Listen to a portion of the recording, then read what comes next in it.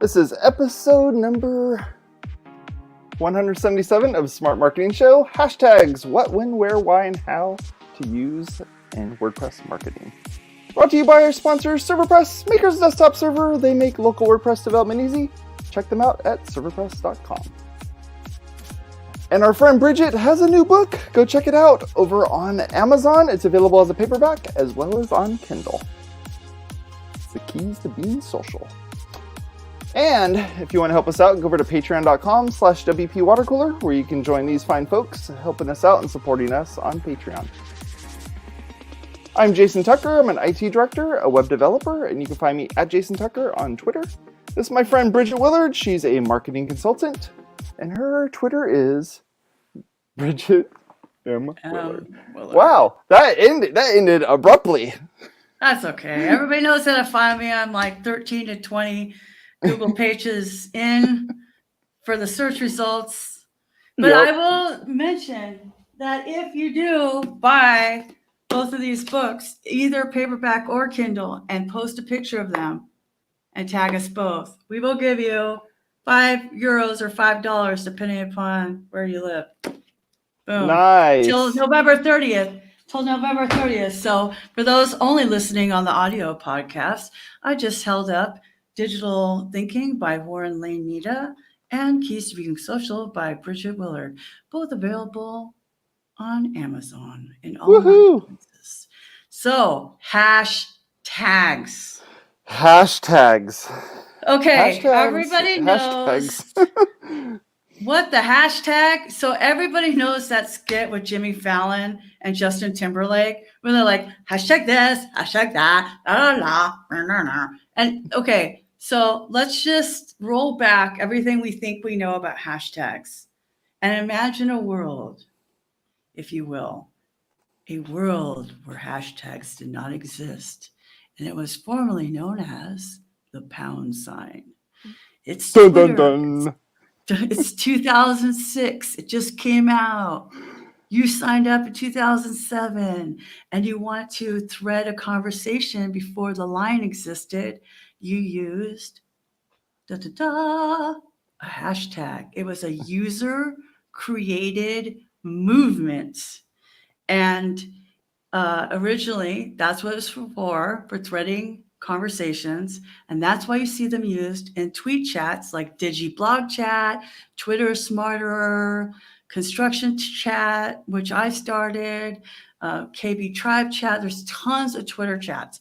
Twitter chats, by the way, this is a secret sauce information. If you want to follow people in your industry who are active, or your client's industry, so say that you do websites for hotels, find those Twitter chats because those people are active. And also go find the social media chats, because people like me who manage social media accounts, you don't know what brands we're behind. So don't always, I had a client say, oh, I'm just following all your friends. I'm like, who could totally be your customer? Hello? Is this thing on? Like, you don't know how many, like, people could tell, but people that know my style, they know when I get a new account, right? Right. Okay. So hashtags are a filter. So when you click on a hashtag, you will see only the public tweets that show that it have that hashtag included. Okay.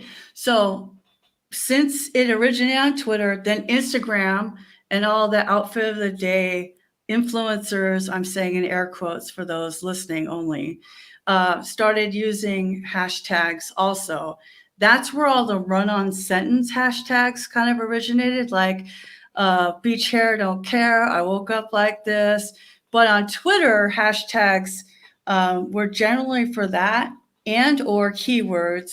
And then the advanced use of hashtag was sarcasm. So if you go hashtag, you're never going to get what this hashtag is, or you see my video, why are you, or stop using stupid hashtags. Why are you using stupid hashtags? Yeah, I remember like, that one. Okay, so it's linked in the show notes too. So the thing is that it's good to understand why something happened so that you understand what it is. And I've been saying this till I'm blue in my face, to clients. And they're like, how does this work? And so I wanted to just get this out there really fast, like basics. And then because people think they know just because they see other people doing this. And then they don't think about the why, okay? The next thing is like hashtags, because they filter, are a search. And because they're a search, they're also a link. So we're trained since, HTML became part of our normal life, that anything blue is something that you can click on. So a hashtag is a link. So Right. the reason why I format my tweets the way I do is, oh, thanks, Beth. Hashtag, you are also awesome. So the thing is, like, okay, hashtags are links. So when you click on it, it shows you the filtered view. Okay. Right. Hashtags are not translated. When you look at an Instagram or Twitter or whatever post, and you click translate tweet, because I've done that in German and Spanish and whatever, because I have clients all over the world, those hashtags are not translated. The words around them are, but the hashtags are not, nor should they be, because they're for the country of origin. For example, in the United States, we use hashtag small biz for small business things, but it's for Germany, it is, I'll tell you, K something, KMI or KMU. KMU is German. So like it would make sense because it doesn't matter. Nobody in the United States is going to do KMU. Okay. Right. We don't speak German, and it's an abbreviation for the German version of small to mid-sized businesses. Right. So, and those are also not only are they not translatable, but they're also not transferable. So, for instance, if you are one of those lazy people that that posts from Instagram onto Twitter or vice versa, the hashtag trend that may be happening on that other social network might not be happening on the network that you're posting it on.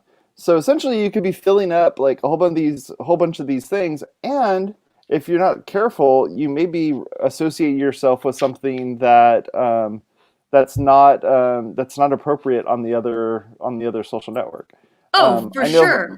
Like I know, TikTok. For instance, exactly. Like TikTok has a very specific way in which they go about things. A lot of them are these trends where they're trying to bandwagon, and they're trying to all hop on the same bandwagon to get more followers or more views or what have you by doing that. I will say that, for instance, with WP, working in the WordPress space, WP and also my daughter is into water polo. Water polo and WP get used over and over again on top of one another. You'll go to some event where it's like, WP Los Angeles, and it may be a Los Angeles water polo league that's happening there. It's like, and that's where you have to be super careful when you're using those hashtags to make sure, if you're starting a new hashtag, make sure that it's not being used inappropriately or something that's going to make your brand look really bad.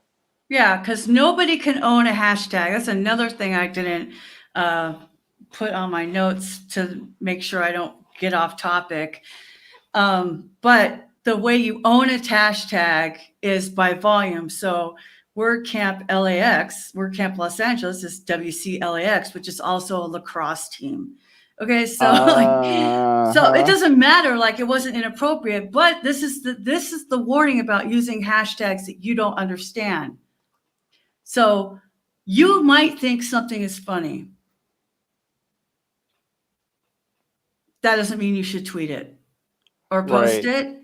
Okay. Right. So the worst example is the worst example I can say on the air without revealing clients doing stupid crap. Okay.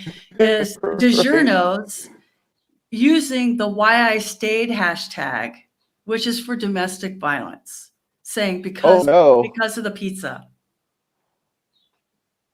That was so bad. That person got fired. My gosh. That's how you get fired. So yeah, it is. And also, okay, so using a hashtag that you don't understand can make you either tone deaf or super offensive. Okay. So clients will say to me, oh, these are the trending hashtags. I'm like, okay, but what is a trend? A trend is something that goes up and then goes down. Mm-hmm. We don't want trends. We want lifetime customers. We want that slow growth, a little plateau, a little growth, a little plateau.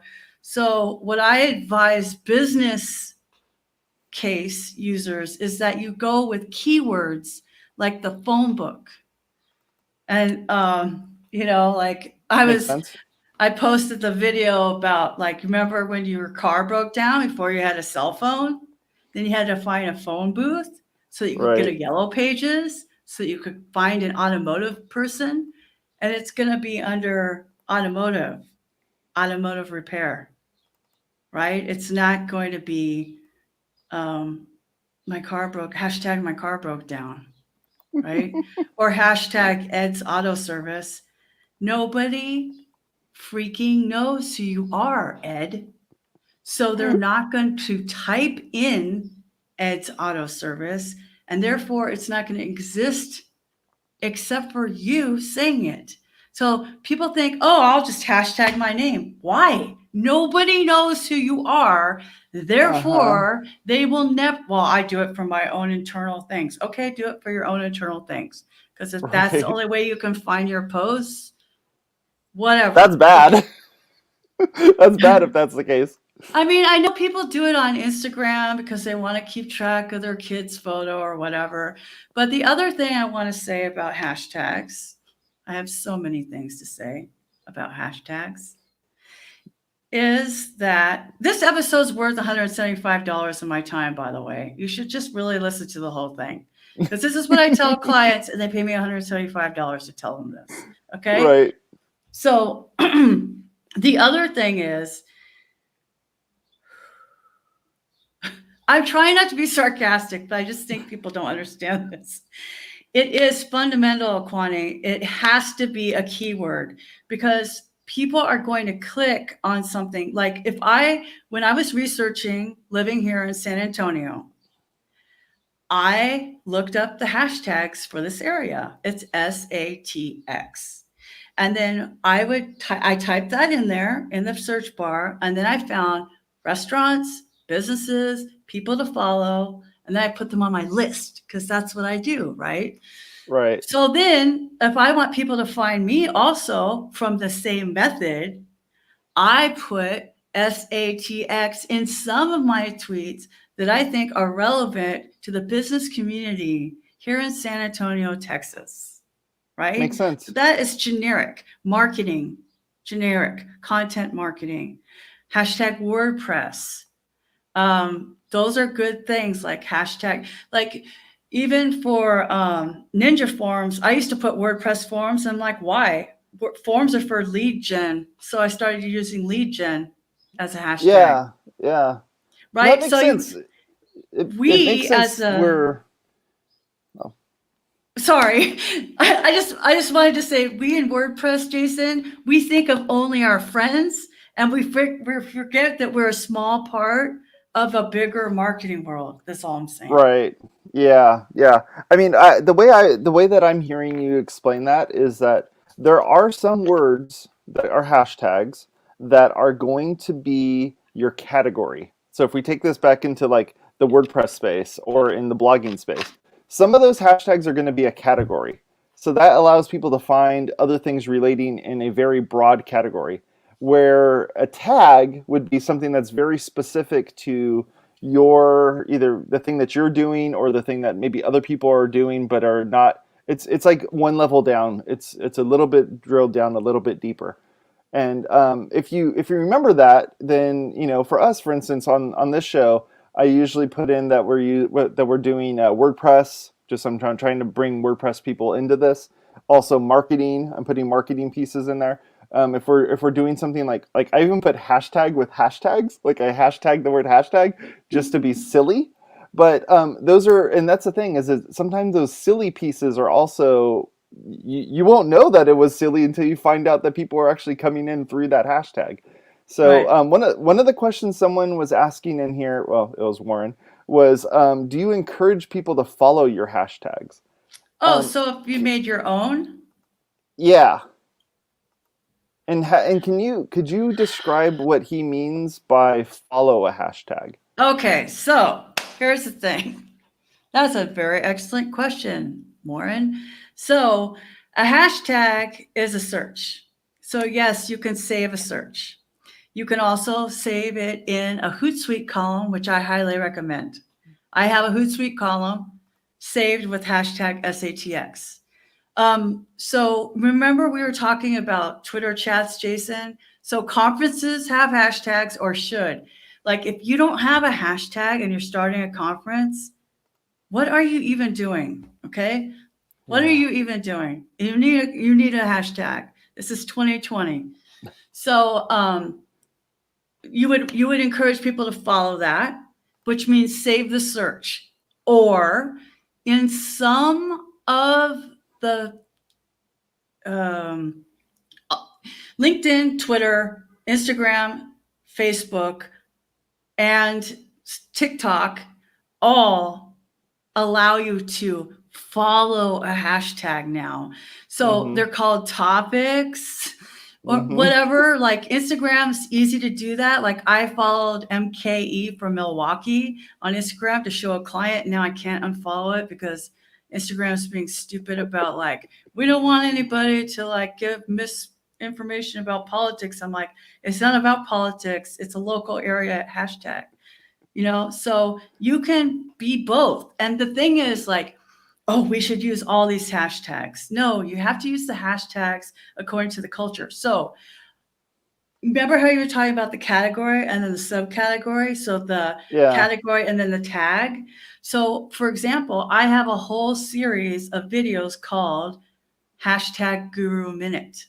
And yes, I created that, but I created it so that if you click that, you'll see other people using it, or at that time, nobody else was using it, which I thought was odd. Right. But, so when my videos are shared from that series, it has that hashtag. So you can encourage people to follow it, but there's no reason to follow something if it's over. So LeadsCon is not happening right now. So you don't need to follow that hashtag. It's not WordCamp US weekend. So you don't need to follow that hashtag. You only need to follow it for while it's happening, or if it's something that you're consistently doing. For example, I started this new series called Bridget Tries Wine.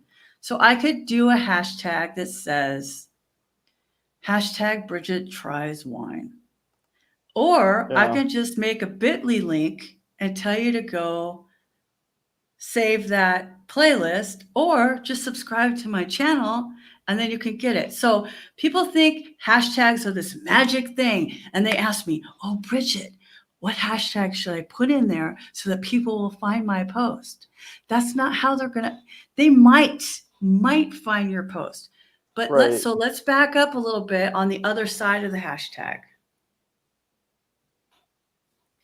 In order for a hashtag to do its function, meaning to bring people to you, somebody has to click on that hashtag in some other post. Right? Yep. Okay. When I was teaching the beginner day at WordCamp Los Angeles, social media, and I asked people, it was about 75 people in that room, how many of you use hashtags on Facebook? About 80% raised their hand. And then I asked a better question. How many of you click on hashtags on Facebook? One person. It might have been me. No, it wasn't even you. And I've asked that constantly. And I've been asking people, when do you click on hashtags? Hashtags are a saved search that filters things out. They're great for tweet chats. They're great for conferences. They're great for general keywords at the bottom of your tweet, okay?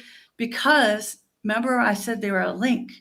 So if you put your words and then your link and then hashtags, then the first blue thing they see is your link, unless there's somebody else's profile. So when you advertise on Twitter or something like that, you don't want to put a hashtag in your ad, because what you want them to do is click your link. You don't want them to click the hashtag and be down this rabbit hole, right? You want them to go to your link. So that's one of the reasons why I put the link, but why I put hashtags at the end of a tweet. One of the other reasons is that tweets or posts, I'm just going to say tweets for the rest of this whole thing. Okay. Yeah. Tweets that have words that are hashtagged in the middle of a sentence are difficult to read. And I have 20/20 vision. They're difficult for accessibility because screen readers will say hashtag da da da da da da da da. If you do use a hashtag, it should be title case, which I used to call camel case until I started learning PHP, and I couldn't understand why it was called camel case, because they're both capitalized, and where's the camel? And now I'm like, no, first is lowercase, second is whatever, so it's title case. So anyway, both words together. Hashtags also can't have punctuation, by the way. Right. The other thing is, and this is super important for people who are tweeting in multiple languages, or you have an audience who speaks multiple languages, or you're trying to get an English audience and stuff like that. If you use hashtags within your sentences, and this is especially terrible on LinkedIn, on Instagram, and somebody clicks translate tweet, those words that are hashtagged will not be translated. Right. Right. So put them at the end. Now, Amy Donahue told me this a long time ago, especially on Instagram. The words so you know how in SEO, the keywords should be the same as should be mentioned in the actual copy. Yeah. On Instagram, they will not deliver, and when you follow a hashtag, they won't deliver your post if the hashtags are not relevant to the copy. That's an insider tip from Amy Donahue. Okay, that makes sense. So you can't just put Justin Bieber. Right. Remember the keyword stuff in with Justin Bieber? Yep. Yeah, I was looking. The reason why I brought up the screen here is I wanted to show one of the, like, for instance, the one that you did here for Ninja Forms, which was a retweet that you did, but it's still relevant. So the idea here is that Bridget has listed on here that she wants you to click on this bit.ly link right here, and she's not going to put a hashtag before that. She wants to make sure that you're going to click on this link first to actually get to this hashtag, or this hashtag's just there so that other people looking for Black Friday deals or something like that will be able to find it. But having this piece here shows that it's very simple. It's like there's only a little bit of text. There's only a little bit of information that's listed here. You have a nice call to action that's listed here. It makes it, I don't know, it makes it easier for someone to look at. I was also showing this other one keep here. that up for a second, because so that I love that you're showing this. So the hard returns make it easy to scan. So zoom out a little bit, Jason.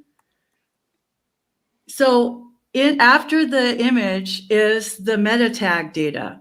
WordPress Black Friday and Cyber Monday deals 2020. We have collected the best Black Friday and Cyber Monday deals in this WordPress space here on our page. Get your favorite plugins and themes, ninjaforms.com. So a lot of times people don't realize that that is extra real estate for your sales pitch. So you don't need to echo those words there.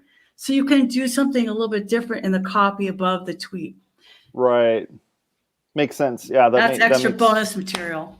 That makes perfect sense. So like, even when you were looking at, for instance, the one that you did here where you're advertising, the fact that we accept sponsors onto the show, you have these clear, tags to the folks. You're including them in here. You're doing mentions. You're putting in a bit.ly link. You're putting in some additional text.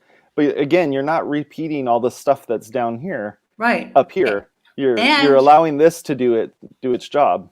Here's another one of my tricks. That one doesn't have a hashtag, but the bit.ly link is up higher because a lot of people see the image and so I always put the link and then something below it, a hashtag or something, because if you don't, then the link doesn't show.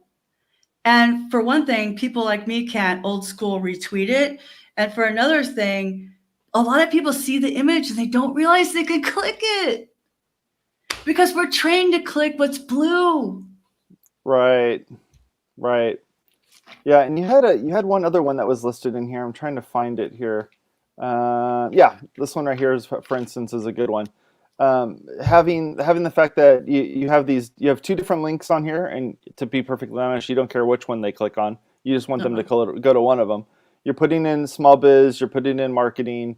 This is a retweet from Warren, so I should be. Yeah, but Warren I fixed his small business.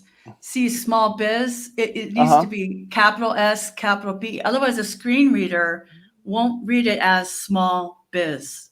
Right. We should probably mention that about the screen reader thing as well. Well, I briefly did before I went into the whole translation, the camel case thing. So that's case, right. That's why it has to be title case. And also, if you're making up a hashtag, do some devil's advocate with that, okay? Because words crammed together, they could be different things. Just look at it Yep. Just like the whole therapist type of situation. If you look at the word therapist, and if you look at the way that it's brought together, those words can mean multiple things. And so, you should capitalize it. Kwame was putting in here in our comments here, the hashtag that you use has to gel with the culture that you're trying to be a part of. And he says, get in where you fit in. But then he says, don't use that hashtag, by the way. It's true, though. It's totally apt. No, and that's the thing is, so at nighttime, you'll see a bunch of tweets from the people playing the game on midnight on Comedy Central. And then WordPress, we kind of took over some of that stuff, replace a movie, make one, change the title of a movie to make it whatever. And then they have a hashtag game. That's their hashtag game. That came, and so I don't watch Comedy Central. I don't have cable. So, but I've seen these, and it's, sometimes I did play along, but it's not my culture. I'm not the one showing up all the time. It's not my game show, right? So it doesn't make sense for me to participate in that unless I want to look tone deaf or, I just put that in there so people would see. No, people don't care. It was the Quora question I answered yesterday. That's a whole nother series on my YouTube channel. You know what? When you live alone, you start coming up with all sorts of cool stuff. Not just that, but guess what? There's nobody around to bother you. You can just turn on your computer or your phone and make a video. There's nobody making noise. It's really awesome. So anyway, evil laugh.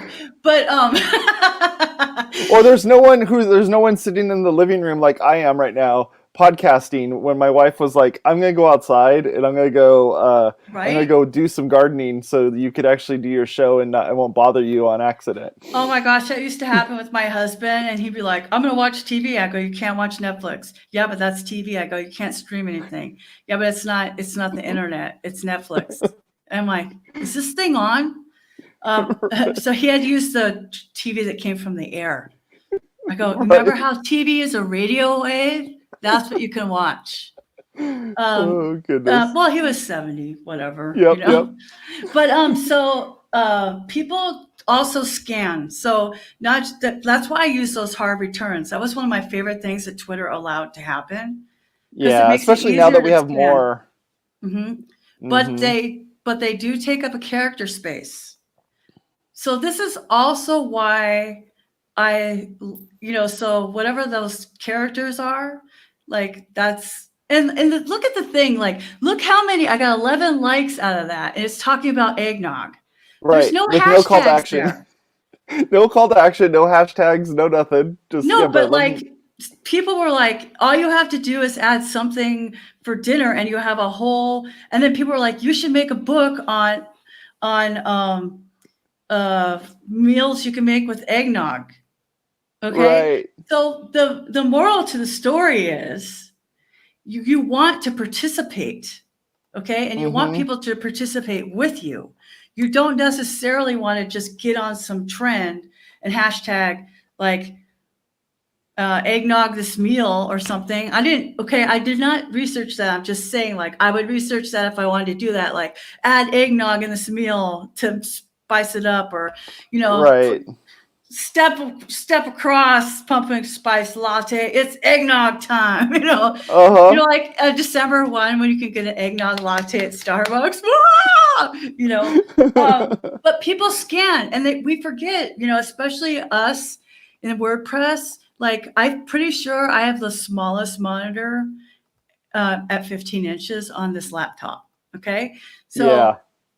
Like, Rhonda has this giant 40-inch monitor because she's a branding graphic designer lady. I'm looking at a 65-inch right now. Okay. So that's what I'm saying. So then that's how you guys look at Twitter and Slack and all this stuff. And they're like, oh yeah, that's easy to read. But the rest of us are on our phone.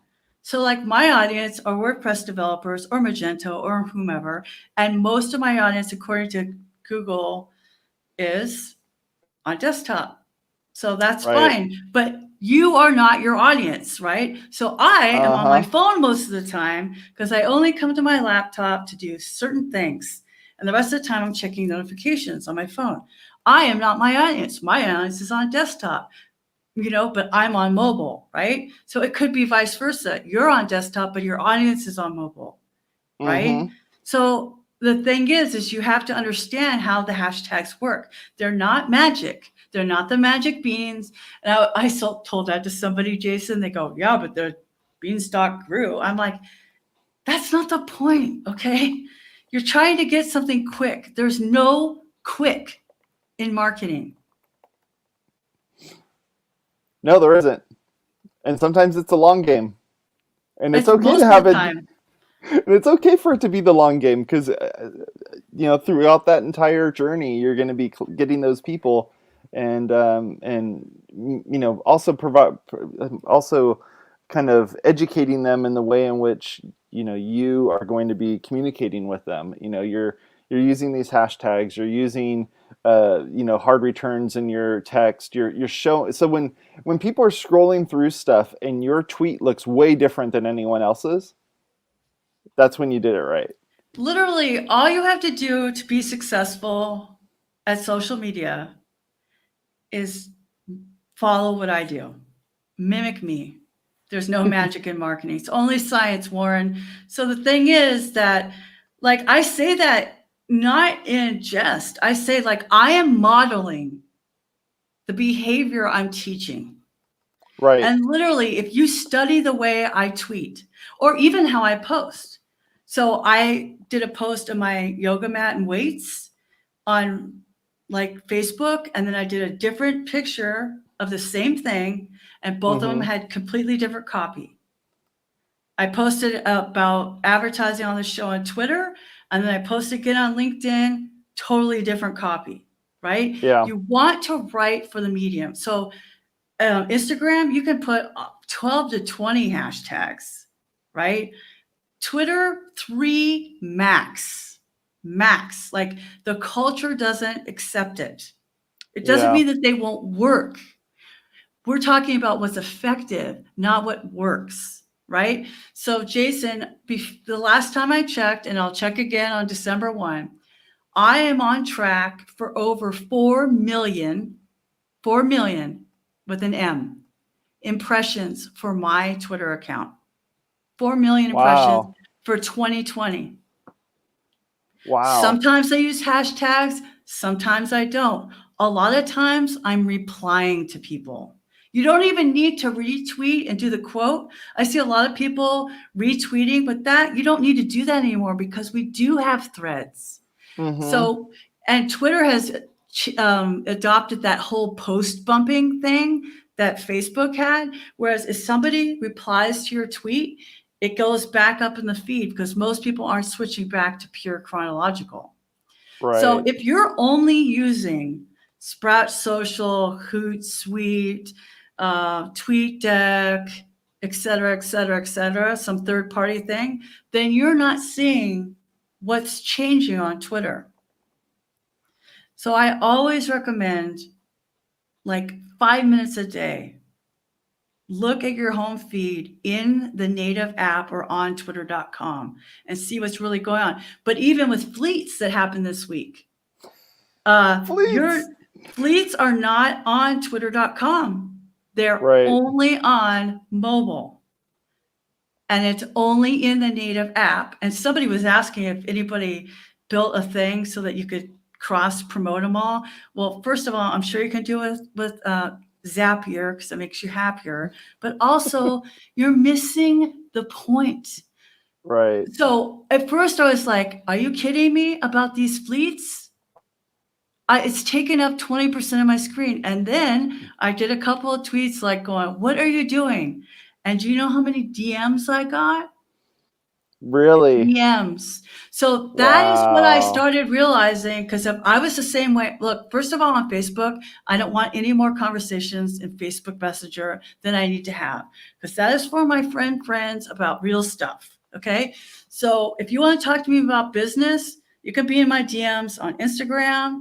You can be in my DMs on Twitter, and you can email me, or you can be on LinkedIn. Facebook is for like my very close friends talking about stuff that's actually going on in their life, right? So I don't use stories on Facebook.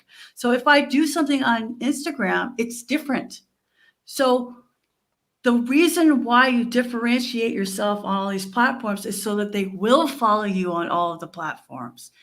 It's more work, but you don't need to do a story every day. Because if you do it every day and the people are like, oh, there's Bridget again, who cares?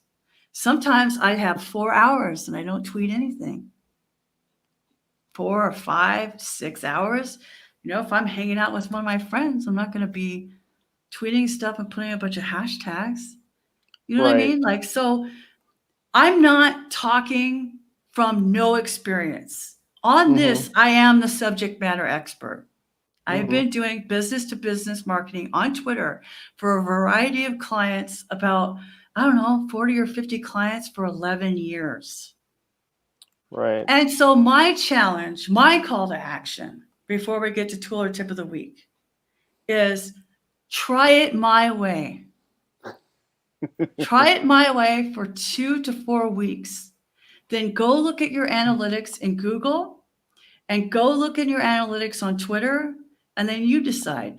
You've been trying your way. Just try it for 2 weeks. You see what happens. I've already convinced Warren and Russell Aaron and a bunch of other people who are like, I didn't even know that you could do that, because everybody thinks they know because they're a user, right? We use something, so therefore we think we're an expert. We don't always use it to the full capacity. You know? Yeah. I am not the subject matter expert in Twitter and in Google Analytics, especially Google Analytics 4, and getting it to integrate with Google Site. Are you kidding Yeah. me right now? I have to use a tag manager. I don't know how to use tag manager. Like, I'm going to be watching WPwatercooler for that kind of stuff. Right. I hate you, Google, with your site thing. Oh, this is supposed to be so easy. Do you know how many things you have to integrate? You have to click on this. You have to integrate this. You have to get it. I just want my number on my website. I'll go to Google Analytics myself. I don't need that all in my WordPress dashboard. I don't want to be in my WordPress dashboard. I have Google Analytics on my phone. Weirdos. Yeah. Yeah. Well, that's what happens when engineers try to develop user experience, like what they think is good user experience. It's good user experience for an engineer, but it's not very good user experience for because you are not your audience. Right.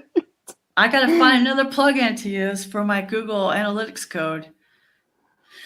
Oh, man. Oh, goodness. Hey, so tour tip of the week. You want to start us off, Bridget? Tour tip of the week? Yes, sir. This is and mind you, we do have 10 minutes to talk about this, so feel free to take your time, kind of work through it a little bit. Sorry. I was like I'm trying to tell you everything I know because I know you paid $175 for this hour. I want you to get all the value out of it. That's what I do when I'm with clients and they're like, whoa, you told me too much. I know, but you can read the subtitles and then you can backwards this because it's recorded. Yeah. Yep. I'm sorry. I just see it done wrong. Yeah. We also do it as a transcript too. So we put transcripts of the shows. So yeah, feel free to take a look at those as well. And Bridget does a really great job of getting all of our show notes together. So if you're not taking notes, we totally understand. And if you're watching this later, which a lot of you are watching this later, feel free to just scroll down and look at the show notes that are there because we knock out some good show notes. So Bridget, tour tip of the week. What do you got going on? So remember I was telling you I'm all about YouTube right now. One of the things we forget is that YouTube is the second largest search engine. Okay. And I am good with video because I have, I'm animated and I scrunch my nose and I'm like, and I don't care that you see all my chins because I am 230 pounds. There's nothing I can do about it today. I did my weights yesterday. That's all I could do. You know what I mean?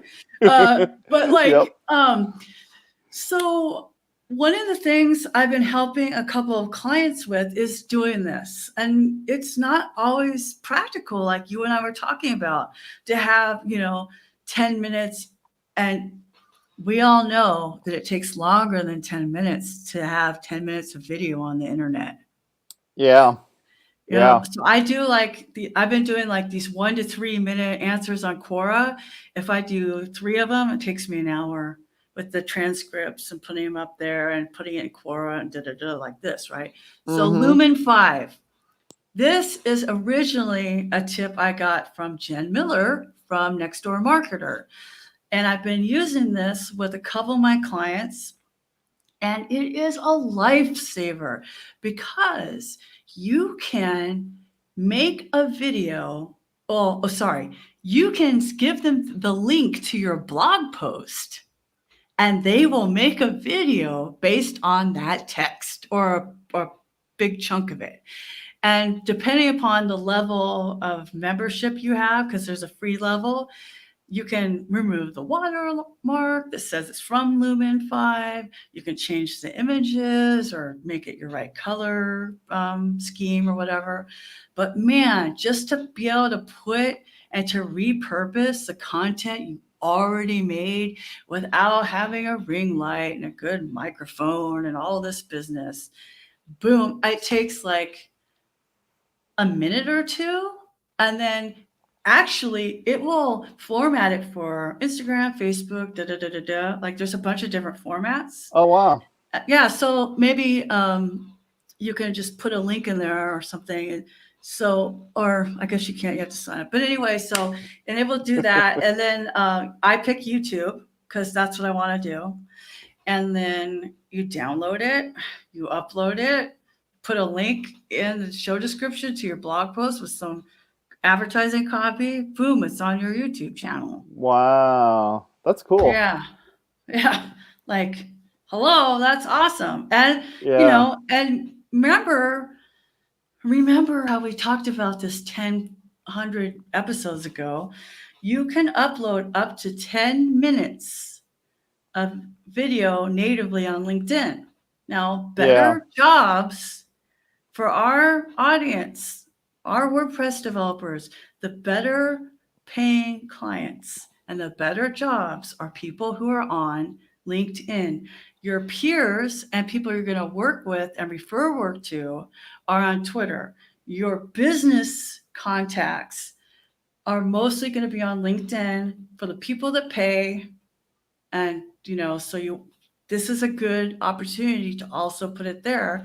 And I am actually thinking of doing it for another client, but I have to check if LinkedIn pages can upload video. They change all this stuff all the time, so I'm not sure. But a person can definitely upload video. Like a person can write an article on LinkedIn, but a company can't write an article on LinkedIn. It's annoying. Right. It's fine. Like, it is what it is, but it's a good way to get some content easy and, like, not a bad idea for like a presentation.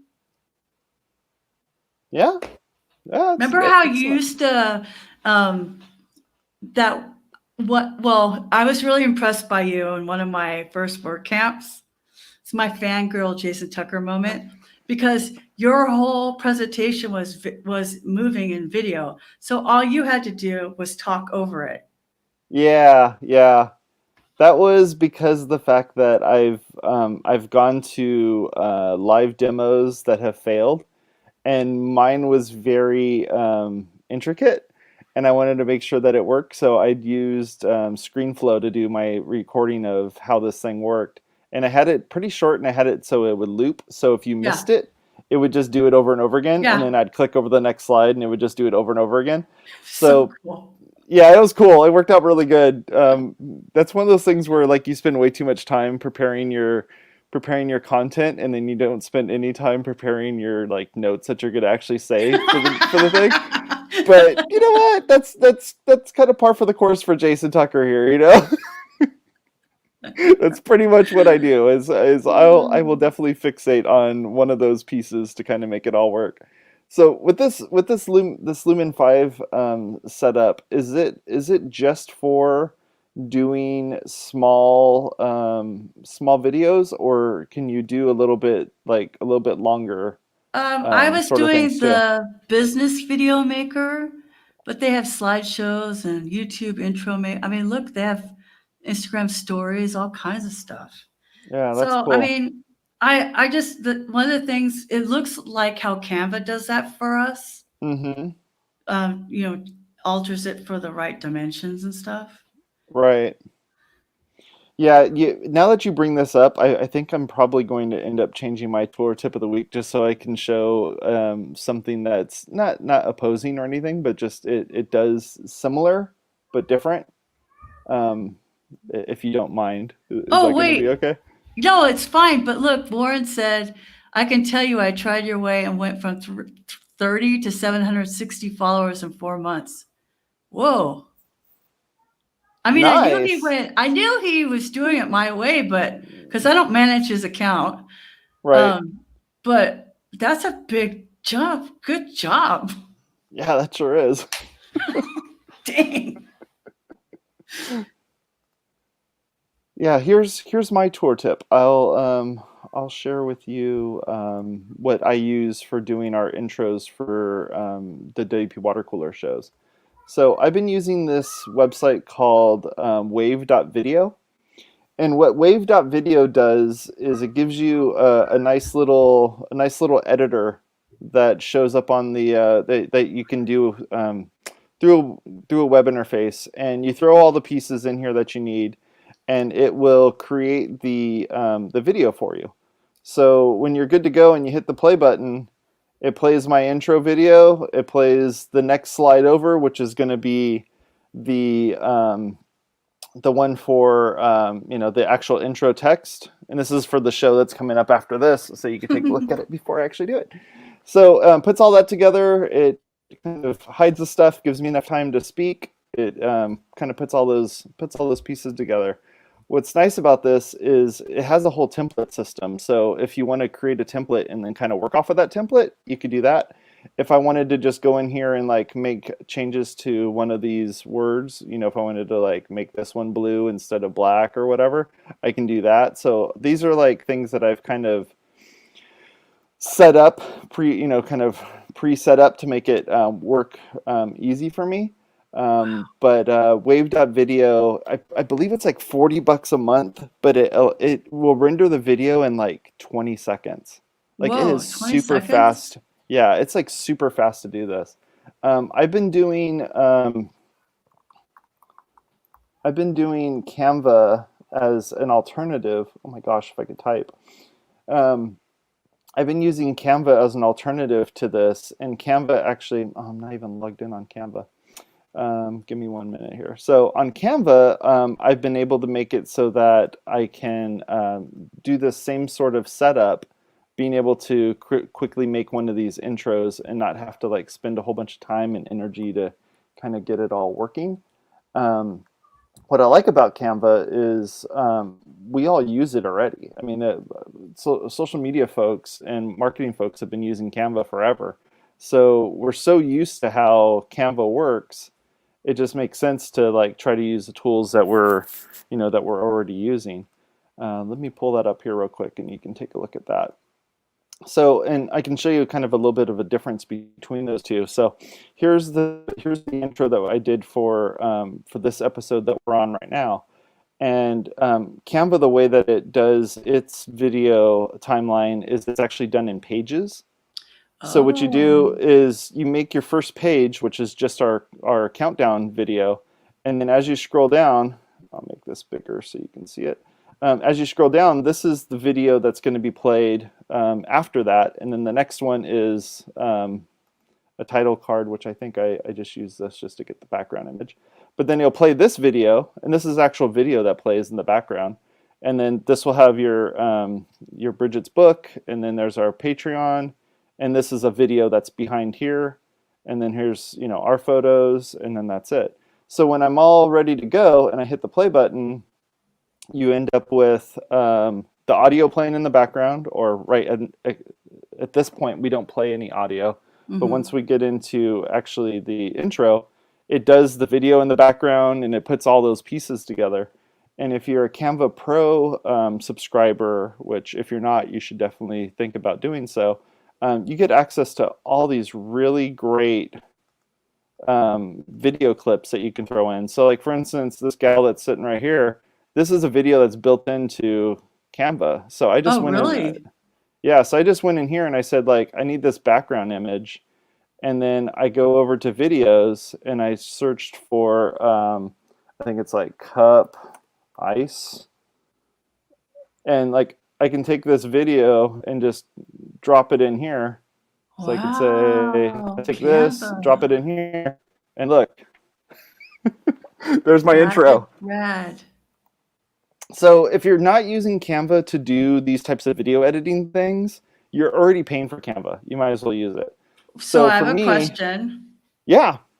So I love Canva. So if I make my little Quora video on my phone, and then can I drag my video into Canva and then make an intro and outro? You sure can. So if you go into your uploads and go to videos, here's all the videos that I've uploaded, including this video that I found on. So I'm a subscriber to what's it called? I'm a subscriber to Storyblocks, and Storyblocks is a service that gives you a whole bunch of audio and video and stuff. So I took our intro audio, which is by a person named DJ or JDI, and the intro's name is called The Chance.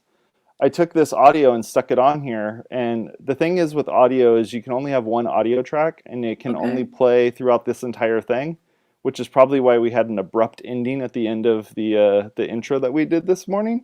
But But what it does is it takes it. I even have like some videos of us speaking and a couple other things that I threw in here, and I can just reuse these, these videos that I uploaded.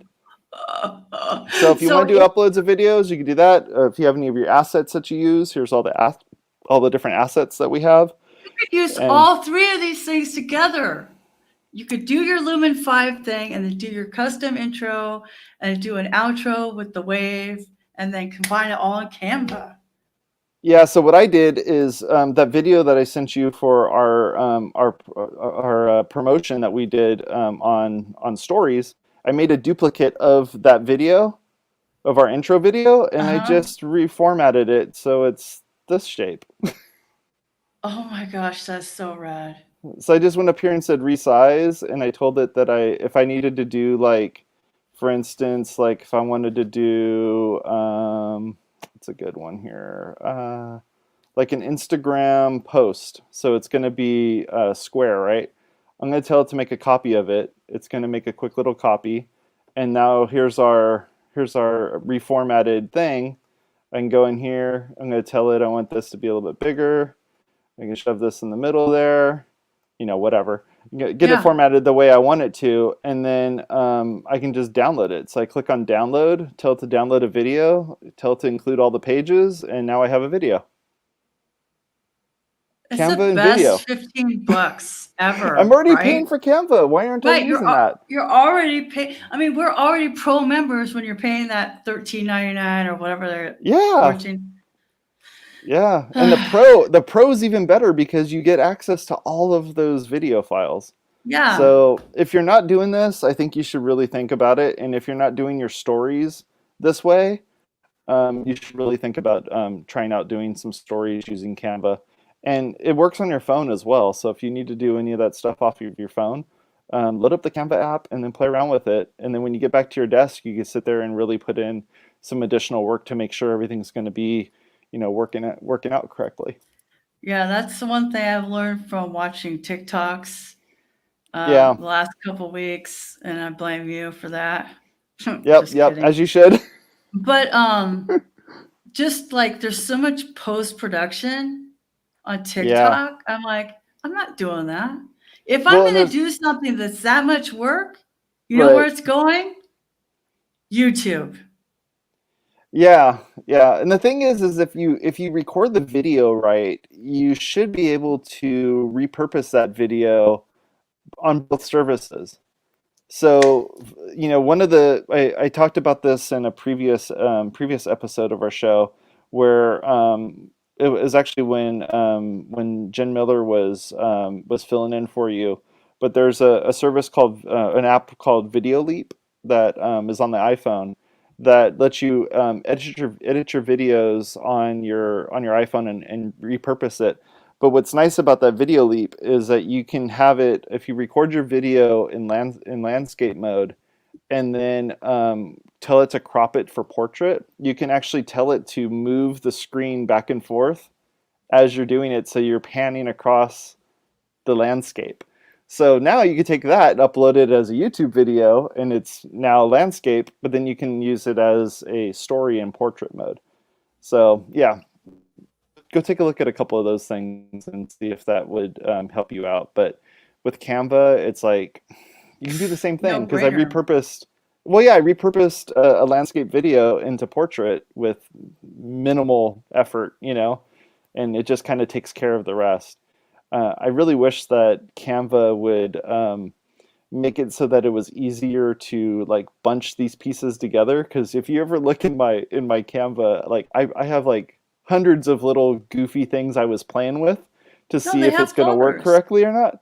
Yeah, but I'd have to essentially have a folder for each each week that all I'm 2 doing. shows of it. Well, no, but for like each week, I would have to have one that's a landscape and another one that's a vertical for every single one. So you end up with just a ton of content.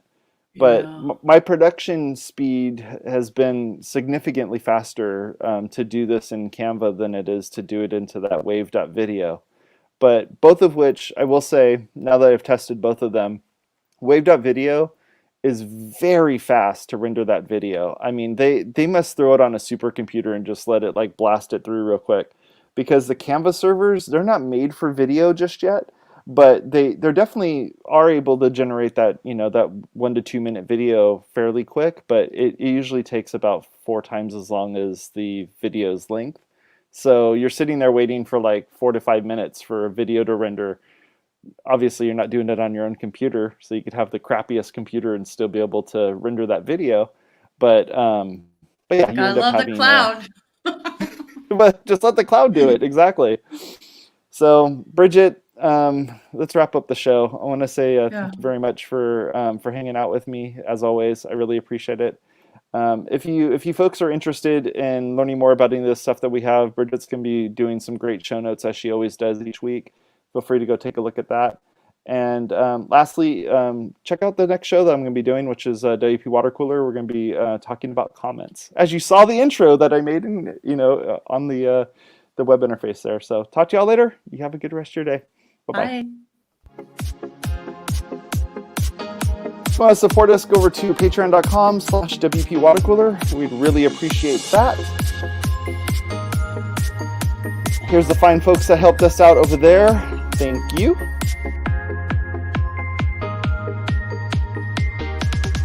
And if you want to download this show as a podcast, you can definitely do that. Go and download this podcast by going to WPwatercooler.com/subscribe, where you can learn how to subscribe to this show and all the other shows that we have on the network. We'd appreciate that. If you listen to us on Spotify, leave us a little comment over there. We'd really appreciate it. Talk to y'all later. You have a good one. Bye-bye.